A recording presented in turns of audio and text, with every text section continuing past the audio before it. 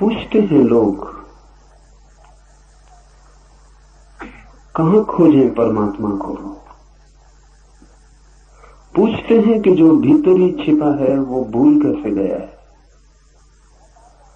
पूछते हैं कि जो इतना करीब है कि हृदय की धड़कन भी उतनी करीब नहीं, श्वासें भी उतनी पास नहीं स्वयं के, वो भी बिछो कैसे गया है। जो मैं स्वयं ही हूं उससे भी विस्मृति कैसे हो गई। और उनका पूछना तर्कयुक्त मालूम पड़ता है। प्रतीत होता है वे जो पूछते हैं ठीक ही पूछते हैं, और लगता है कि होना नहीं चाहिए था ऐसा। जो मेरे भीतर ही छुपा है उसे ही मैं नहीं जान पाता हूं। जो मैं ही हूं वो भी अपरिचित रह जाता है। तो फिर परिचय किससे होगा, पहचान किससे होगी, ज्ञान किसका होगा। जब पास ही छूट जाता है हाथ से तो दूर को हम कैसे पा सकेंगे। और ऐसा नहीं कि वो आज पास हो गया हो, वो सदा से ही पास है। अनंत अनंत काल से पास है। उससे क्षण भर को भी हमारा छूटना और दूर होना नहीं हुआ है। हम जहां भागे वो हमारे साथ भागता है, हम जहां जाएं वो हमारे साथ जाता है। नरकों में भी वो हमारे साथ यात्रा करता है, और स्वर्गों में भी,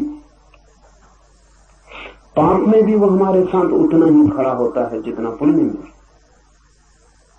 ये कहना भी ठीक नहीं कि साथ खड़ा होता है, क्योंकि जो हमारे साथ होता है उससे भी थोड़ी दूरी होती।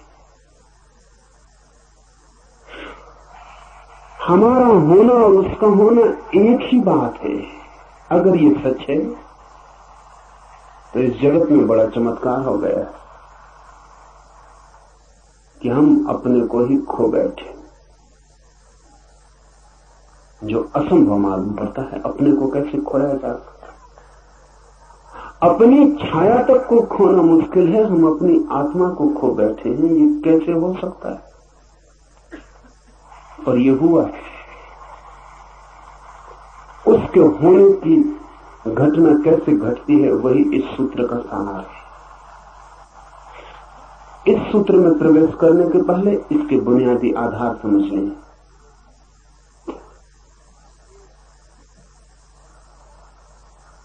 आंख की सीमा है, एक परिधि है। उससे ज्यादा दूर हो तो आंख नहीं देख पाती, उससे ज्यादा पास हो तो भी आंख नहीं देख पाती। आंख के देखने का एक विस्तार है। किसी चीज को आंख के बहुत पास ले आए फिर आंख नहीं देख पाएगी, बहुत दूर ले जाए तो भी आंख नहीं देख पाएगी। तो एक क्षेत्र है जहां आंख देखती है, और इस क्षेत्र के उस पार या इस पार आंख अंधी हो जाती। और आप तो इतने निकट हैं कि आंख के पास ही नहीं है, आंख के पीछे है। यही अड़चन है। ऐसा समझिए कि दर्पण के सामने खड़े हैं तो एक खास दूरी से दर्पण पर ठीक प्रतिबिंब बनता है। अगर बहुत दूर चले जाएं तो फिर दर्पण पर प्रतिबिंब नहीं बनेगा। बहुत पास आ जाए कि आंख को दर्पण से ही लगा ले तो प्रतिबिंब दिखाई नहीं पड़ेगा। लेकिन यहां मामला ऐसा है कि आप दर्पण के पीछे खड़े, इसलिए दर्पण पर प्रतिबिंब बनने का कोई उपाय ही नहीं। आंख आगे है, आप पीछे हैं। आंख देखती है उसको जो आंख के आगे हो, आंख उसको कैसे देखे जो आंख के पीछे। कान सुनते हैं उसको जो कान के बाहर है, कान उसको कैसे सुने जो कान के भीतर है। आंख बाहर खुलती है, कान भी बाहर खुलते हैं। मैं आपको छू सकता हूं, अपने को कैसे छू? और अगर अपने शरीर को भी छू लेता हूं इसीलिए, तो वो इसीलिए कि शरीर भी मैं नहीं हूं, वो भी पराया है, इसलिए छू लेता हूं। लेकिन जो मैं हूं, जो छू रहा है, उसे कैसे छूऊं, उसे किससे छूऊं? इसलिए हाथ सब छू लेते हैं और खुद को नहीं छू पाते, आंख सब देख लेते हैं और खुद को नहीं देख पाते। अपने लिए हम बिल्कुल अंधे, हमारी कोई इंद्रिय काम की नहीं है। जिन इंद्रियों से हम परिचित हैं वो कोई भी काम की नहीं है। अगर कोई और इंद्रिय का उद्घाटन ना हो जो भीतर देखती हो, अगर कोई और आंख न खुल जाए जो भीतर देखती हो, जो पीछे देखती हो, जो उल्टा देखती हो, कोई कान न खुल जाए जिस पर भीतर की ध्वनि तरंगें भी प्रभाव लाती हो, तब तक हम स्वयं को देख और जान और सुन न पाएंगे। तब तक स्वयं को छूने का कोई उपाय नहीं। जो निकट है वो चूक जाता है, जो निकट से भी निकट है वो असंभव। इसीलिए मछली सागर को नहीं जान पाती। दूसरी बात, सागर में ही पैदा होती है, सागर में ही जीती है, सागर ही उसका भोजन, सागर ही उसका पेय, सागर ही उसका प्राण, सागर ही सब कुछ। फिर सागर में ही मरती और लीन हो जाती। जानने के लिए मौका नहीं मिलता क्योंकि दूरी नहीं मिलती, फासला नहीं मिलता। मछली को सागर का पता चलता है अगर कोई उठा के उसे सागर के किनारे फेंक दे, तभी। ये बड़ी उल्टी बात हुई। सागर का पता तब चलता है जब सागर से दूर हो जाए। तो मछली तरसती है रेत पर, धूप में, तब उसे सागर का पता चलता है, क्योंकि इतनी दूरी तो चाहिए पता चलने के लिए। पैदा होने के भी पहले जो मौजूद था और मरने के बाद भी जो मौजूद रहेगा, और जिसमें ही पैदा हुए और जिसमें ही लीन हो गए, उसका पता कैसे चलेगा? पता चलने के लिए थोड़ी बिछड़न, थोड़ा बिछोड़ होना चाहिए। इसलिए मछली को सागर का पता नहीं चलता, किनारे पे कोई फेंक दे तो पता चलता। आदमी की और भी मुसीबत है। परमात्मा सागर ही सागर है, उसका कोई किनारा नहीं जिस पे आपको फेंका जा सके। जहां आप तड़फने लगे मछली की तरह, ऐसा कोई किनारा होता तो बड़ी आसानी हो जाती। ऐसा कोई किनारा नहीं, परमात्मा सागर ही सागर है। इसीलिए तो जो परमात्मा में किनारा खोजते हैं वो उसे कभी नहीं खोज पाते। जो परमात्मा की मझधार में डूबने को राजी हैं, उनको ही उसका किनारा मिलता है।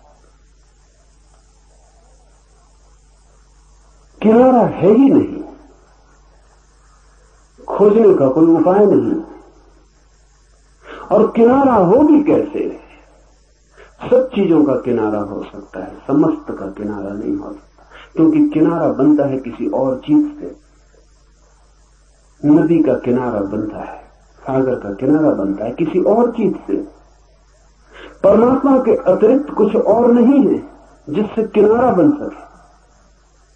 परमात्मा का अर्थ ही इतना है कि जिसके अतिरिक्त और कुछ नहीं। परमात्मा का मतलब कोई आकाश में बैठे हुए किसी व्यक्ति का नहीं है जो जगत को चला रहा हो। ये तो बच्चों की कहानियां हैं।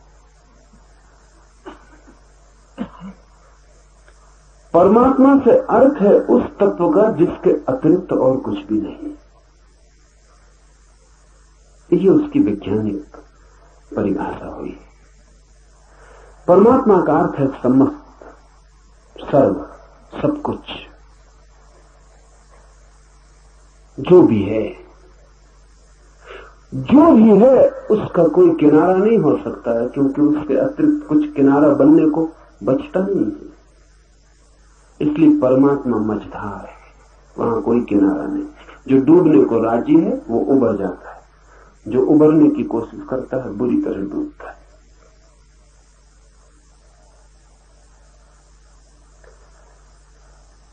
कोई किनारा हो तो पता भी चल जाए, इसीलिए हमें पता नहीं चला।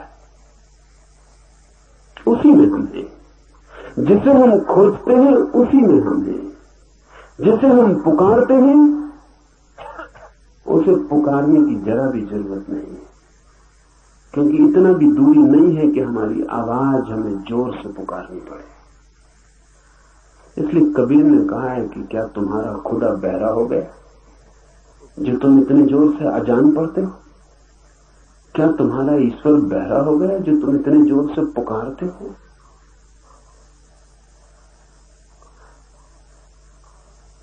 इतनी पास है कि आवाज देने की भी तो जरूरत नहीं। अगर मौन भी कुछ भीतर होगा तो वो भी सुन लिया जाएगा, इतने पास है। दूसरे को पुकारना हो तो आवाज देनी पड़ती है, खुद को पुकारने के लिए आवाज देने की भी क्या जरूरत है? दूसरे का तो तभी सुनाई पड़ता है जब शब्द ध्वनित हो, स्वयं का तो मौन भी सुनाई पड़ता है। इतने जो निकट है वही कठिनाई है।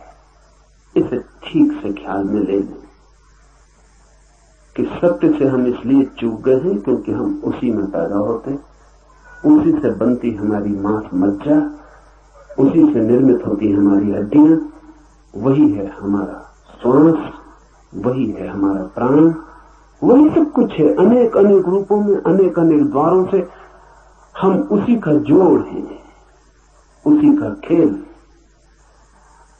फासला बिल्कुल नहीं है, इसलिए स्मरण नहीं आता, इसलिए स्मरण असंभव हो गया है। इसलिए संसार तो बहुत दिखाई पड़ता है, सत्य बिल्कुल दिखाई नहीं पड़ता। संसार दूर है, जगह दोनों के बीच में। इसलिए संसार की वासना जगती है। वासना का अर्थ क्या है? वासना का अर्थ है जिससे हमें दूरी मालूम पड़ती हो उससे दूरी मिटाने की कोशिश। वासना का अर्थ है जिससे हमें दूरी मालूम पड़ती हो उससे दूरी मिटाने की कोशिश। इसलिए परमात्मा की कोई वासना नहीं, क्योंकि दूरी ही मालूम नहीं पड़ती। या कभी कोई परमात्मा को खोजता भी मालूम पड़ता है तो झूठी वासना मालूम पड़ती। परमात्मा के नाम से कुछ और मालूम पड़ता। नाम परमात्मा का लेता है, चाहता कुछ और है। शक्ति चाहता हो, सिद्धि चाहता हो, धन चाहता हो, पद चाहता हो, कुछ और।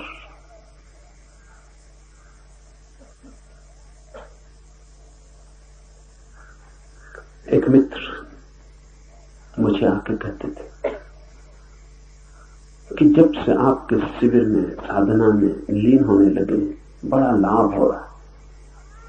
पूछा क्या लाभ हो रहा है? तो उन्होंने कहा अभी आध्यात्मिक तो नहीं हो रहा लेकिन आर्थिक शुरू हो गया।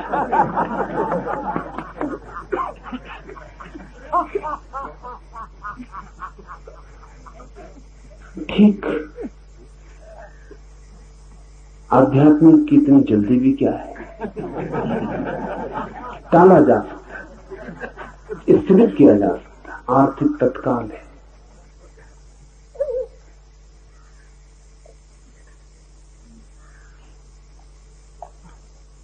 हम खोजते कुछ और हैं, नाम कुछ और देते हैं।